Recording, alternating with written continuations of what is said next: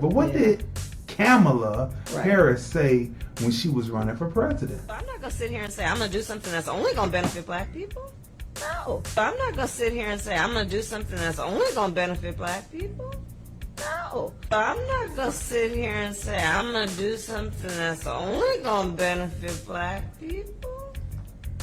No. Yeah. Really? Yeah, but see, that's fine, because the thing is, you would you would want the candidate to do something for all people, but the issue is that when she said that, she sat down with a group of Indians, her people. Not Native Americans, but Indians Indian Americans, but right? Whose lineage is from India, right? And she sat down with them and created an agenda for them. Everybody gets an agenda, right? So if she can sit down and have an agenda with them, just like when Biden, he sat down and had an agenda with Latinos. That's fine. You sit down and have an agenda with different groups. But when they ask regarding what's your agenda for black people, and that's the response, right? That's when I have a problem.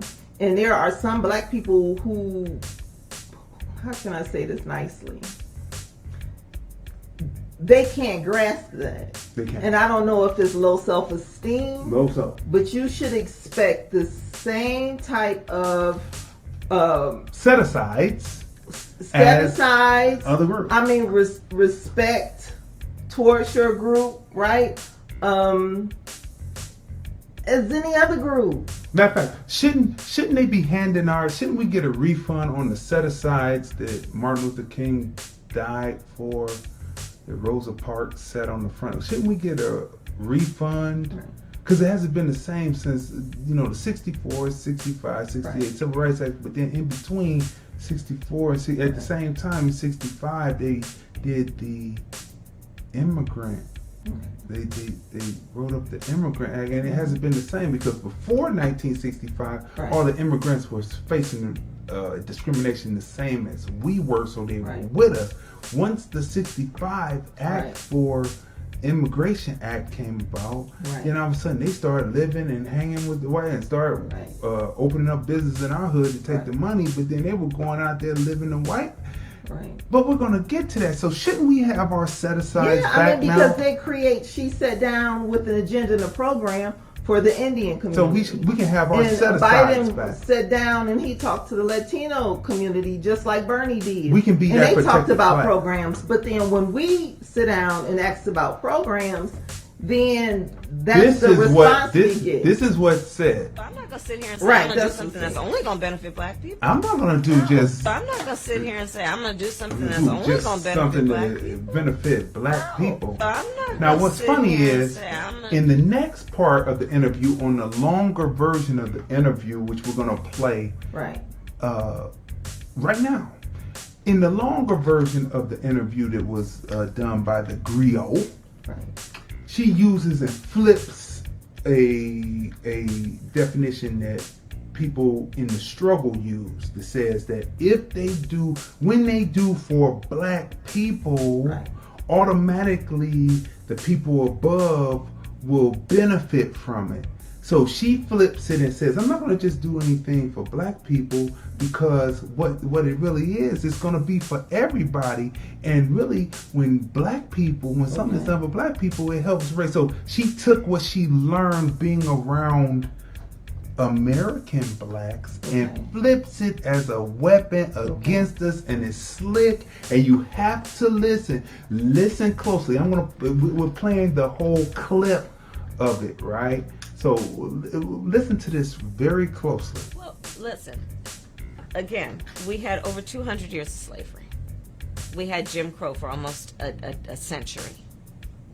We had legalized discrimination and segregation, and now we have segregation and discrimination that is not legal but still exists and is a barrier to progress. We have disparities around housing. We have disparities around education. We have disparities around income. And we have to recognize that everybody did not start out on an equal footing in this country. And in particular, black people have not. And so we have got to recognize that and do something about that and give folks a lift up. That's why, for example, I'm proposing the LIFT Act. Now, right. Now that sounds good. Now did you hear that? She said because black people have not, have been discriminated against.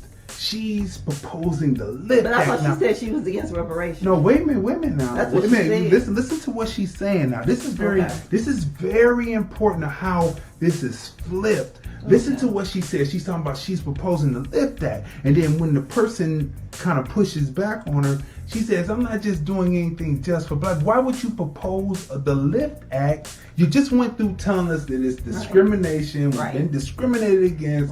This, that, this, and another. And then all of a sudden you turn around and say it's not just for black people. I'm not going to just do one thing for black people. I want to do it for black people. I'm going to do it for Indians. I'm going to do it for Mexicans. I'm going to do it for whites. Because really, when all boats rise, when something is done for black people, all roads, but it's the way she flipped it. So pay attention. Is this, now remember now, Biden came out and said she'll be ready on day one to assume the presidency in case something happened to him, right? He said that when he announced her and they came out on stage, right? Is this the person that you want representing for? I thought they said their priority when they get into office is immigration. That's what they say, right? People. But this is when she was running for president, right? So she's saying this, but listen to what she says, this First Step Act or One Step Act or whatever she called it. It's all BS in my opinion, but keep listening. Give people who are making $100,000 or less as a family a tax credit, which will benefit and uplift 60% of black families who are in poverty. So by default, it affects black families, but there's not a particular policy for African Americans that you would explore. But no, if you look at the reality of who will benefit from certain policies, when you take into account that they're not starting at the same place and they're not starting on equal footing, it will directly benefit black children, black families, black homeowners, because the disparities are so significant. So if we focus on the specific issues that have resulted in the greatest disparities, and we understand that that's part of why we're doing it. Listen, the reality also is this: any policy that will benefit black people will benefit all of society. See, so let's pause right there. You see, that light bulb went off, and she said, I'm talking to this black reporter at the Griot, and the light bulb went off. Let me bring up something that I learned when I was going to school with the blacks. At Howard.